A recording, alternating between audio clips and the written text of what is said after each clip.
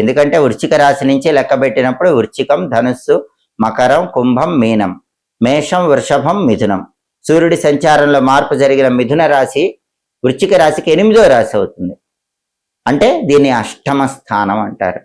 జ్యోతిష శాస్త్ర గోచార గ్రంథాల ప్రకారం మీ జన్మరాశి నుంచి 8వ స్థానం అష్టమ స్థానంలోకి వచ్చిన సూర్యుడు వ్యతిరేక ఫలితాలు ఇస్తాడు. ఈ వ్యతిరేక ఫలితాలు జూలై 16 వరకు వృశ్చిక రాశి వాళ్ళకు ఉంటాయి. ఏ విషయాల్లో వ్యతిరేక ఫలితాలు ఇస్తాడు? సూర్యుడిచ్చే వ్యతిరేక ఫలితాల నుంచి బయటపడాలంటే వృశ్చిక రాశి వాళ్ళు ఎలాంటి ప్రత్యేకమైన జాగ్రత్తలు తీసుకోవాలి, ఎలాంటి శక్తివంతమైన పరిహారాలు చేసుకోవాలి, ఈ విషయాన్ని పరిశీలిస్తే 8వ స్థానంలో వచ్చినటువంటి సూర్యుడు వృశ్చిక రాశి వాళ్ళకి ఏం చేస్తాడంటే జీర్ణశక్తి మందగించేలాగా చేస్తాడు.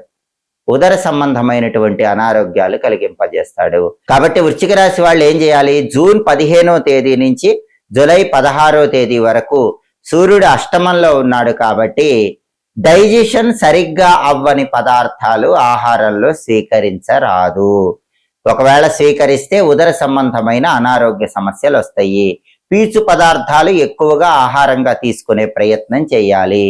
ప్రధానంగా వృశ్చిక రాశి విద్యార్థులు ఎవరైనా సరే హాస్టల్స్ లో ఉండే వాళ్ళు కూడా ఆరోగ్యపరంగా డైజెషన్ ప్రాబ్లమ్స్ వచ్చే అవకాశం ఉంది కాబట్టి పీచు పదార్థాలు ఎక్కువగా ఆహారంలో స్వీకరిస్తూ ఉండాలి.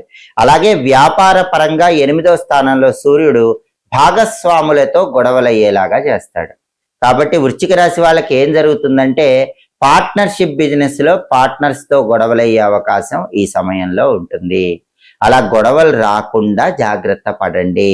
మీ పార్ట్నర్తో ఏదైనా డిస్ప్యూట్ వచ్చినా సరే కూర్చొని ప్రశాంతంగా మాట్లాడుకునే ప్రయత్నం చేయండి. అంతేగాని మీ పార్ట్నర్తో గొడవ పడకండి. ఎందుకంటే బిజినెస్ పార్ట్నర్స్తో గొడవలు వచ్చి పార్ట్నర్షిప్ బిజినెస్ అనేది స్ట్రక్ అయిపోయేలాగా 8వ స్థానంలో సూర్యుడు ఫలితం ఇస్తాడు. కాబట్టి మీరు తీసుకోవాల్సిన జాగ్రత్త ఏంటంటే పార్ట్నర్తో కూర్చొని మాట్లాడటం, గొడవని కాంప్రమైజ్ చేసుకోవటం, ఇలాంటి జాగ్రత్త తీసుకోవాలి. అలాగే కొత్త ఇన్వెస్ట్మెంట్స్ ఏవి కూడా పార్ట్నర్షిప్ బిజినెస్ లో ఈ టైంలో పెట్టకూడదు. పెడితే కనుక అష్టమ స్థానంలో సూర్యుడి వల్ల ప్రాబ్లమ్స్ వచ్చే అవకాశం ఉంటుంది. కావాలంటే జూలై 16వ తేదీ తర్వాత పార్ట్నర్షిప్ బిజినెస్ లో ఇన్వెస్ట్మెంట్లు పెట్టుకోవచ్చు.